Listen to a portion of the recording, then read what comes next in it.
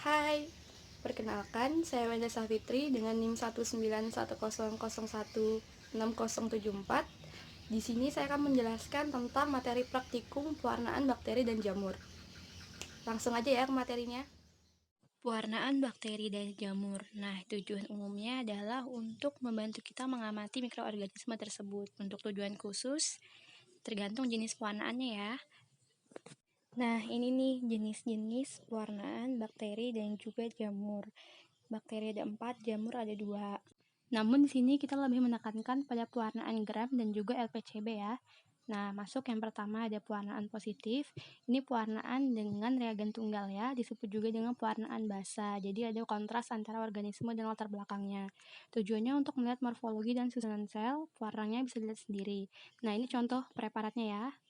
Terlihat ya kontras antara bakteri dan juga latar belakangnya. Next, yang kedua ada pewarnaan negatif. Untuk beberapa bakteri yang sulit diamati dengan pewarnaan positif, maka pewarnaan ini menjadi pilihan karena dia mewarnai latar belakangnya menjadi gelap. Jadi yang diwarnai bukan bakterinya sehingga bakteri terlihat transparan. Digunakan tinta negrosid untuk pewarnaan negatif ini. Nah, ini merupakan preparat hasil pengamatan pewarnaan negatif. Next, ada pewarnaan gram. Pewarnaan gram sendiri dilakukan untuk membedakan bakteri gram positif dan juga gram negatif yang berdasar pada peptidogligannya. Bakteri gram positif cenderung menyerap warna kristal violet, sedangkan bakteri gram negatif cenderung menyerap warna safranin dan melepaskan warna kristal violet. Nah, ini adalah alat dan bahan yang diperlukan untuk praktikum kali ini. Nah, yang paling kiri ada OC, yang di atas merupakan bunsen dan juga cover glass, yang di bawah biakan bakteri. Next, langkah pembuatan preparat. Yang pertama, jangan lupa pakai masker dan juga handscoon. Yang kedua, ambil objek gelas, lewatkan pada api untuk menghilangkan lemak dan kotoran. Yang ketiga, membuat lingkaran kira-kira per diameter 2-3 cm di bagian bawah kaca objek dengan pensil dan diberi label. Yang keempat, ambil satu OC biakan bakteri. Nah, di sini OC sebelum digunakan dan juga setelah digunakan harus selalu disterilkan dengan dipanaskan di atas api dengan cara tegak lurus ya sampai dia memerah. Tetapi sebelum mengambil bakteri, tunggu dia agak dingin dulu supaya bakterinya tidak mati. Yang kelima, suspensikan bakteri yang disebar di atas kaca objek. Keringkan di udara bebas. Nah, di sini tidak perlu ditiup-tiup ya. Yang keenam, fiksasi dengan melewatkan di atas nyala api 2 atau 3 kali. Tujuan fiksasi adalah untuk mempererat antara bakteri dan juga preparat yang nanti akan kita warnai. Selanjutnya ada langkah pewarnaan. Yang pertama, letakkan objek gelas di atas rak preparat. Yang kedua, tuangi dengan kristal violet dan biarkan selama 1-2 menit, kemudian buang zat warnanya di rak preparat dan bilas dengan air pengalir.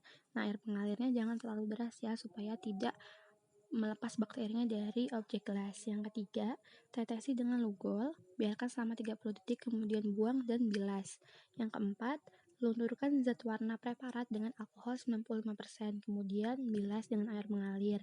Yang kelima, tetesi dengan safranin, biarkan selama 2 menit, kemudian buang zat warna dan bilas. Yang keenam, keringkan preparat dengan mengangin-anginkan. Yang ketujuh, periksa di bawah mikroskop dari perbesaran lemah hingga kuat dengan menggunakan minyak emersi. Selanjutnya adalah gambar perbedaan preparat hasil pengamatan antara bakteri gram positif dan juga bakteri gram negatif. Nah, selanjutnya ada pewarnaan Ziehl-Neelsen atau ZN, disebut juga dengan pewarnaan tahan asam. Bakteri yang tahan asam akan berwarna merah, sedangkan yang lain warnanya biru. Tujuannya untuk melihat sifat tahan asam pada bakteri. Next adalah langkah kerja pewarnaan Ziehl-Neelsen. Next ada langkah kerja pewarnaan ZN. Nah, yang pertama, letakkan kaca benda mendatar pada rak preparat dan tuangi larutan karbol-fusin sampai menutupi seluruh permukaan kaca benda tadi. Kedua, lewatkan di atas nyala api sampai zat warna tersebut mengeluarkan asap tetapi tidak sampai mendidih. Ulangi sebanyak 3 kali, biarkan selama 5 menit. Ketiga, buang zat warnanya dan bilas preparat dengan air mengalir. Keempat, lunturkan zat warna dengan alkohol asam. Kelima, bilas. Keenam, tuangi preparat dengan larutan metilin blue, biarkan 30 detik. Selanjutnya, bilas dengan air mengalir dan keringkan, lalu amati di bawah mikroskop dengan perbesaran lemah hingga kuat. Kurang lebih langkah kerjanya sama ya, bedanya hanya di pewarna dan juga tidak ada fiksasi, namun zat warnanya nanti akan dipanaskan sampai berasap, tapi tidak sampai mendidih. Nah, ini adalah gambar hasil pengamatan dari pewarnaan ZN. Terlihat ya bakteri tahan asam. Next, ada pewarnaan jamur. Ada dua di sini, yaitu KOH dan juga LPCB atau Lactophenol Cotton Blue. Di sini kita lebih menekankan kepada Lactophenol Cotton Blue, di mana bisa untuk kita mengidentifikasi genus atau spesies dari jamur yang akan diamati. Kita juga belajar membuat preparat dari biakan jamur, seperti bakteri tadi. Next, ada langkah kerja pewarnaan LPCB. Yang pertama, ambil larutan LPCB dan letakkan pada objek las. Jadi di sini warnanya duluan ya. Kemudian panaskan OC atau jarum inokulasi dan dinginkan sebentar. Lalu ambil sedikit koloni jamur dengan OC tadi. Usahakan mengambil bagian miseliumnya, tetapi jangan sampai melukai medium. Lalu suspensikan dengan larutan LPCB tadi pada objek las. Kemudian tutup dengan cover gelas secara perlahan dan periksa di bawah mikroskop dari perbesaran lemah hingga perbesaran yang kuat. Ini adalah daftar referensi yang saya gunakan.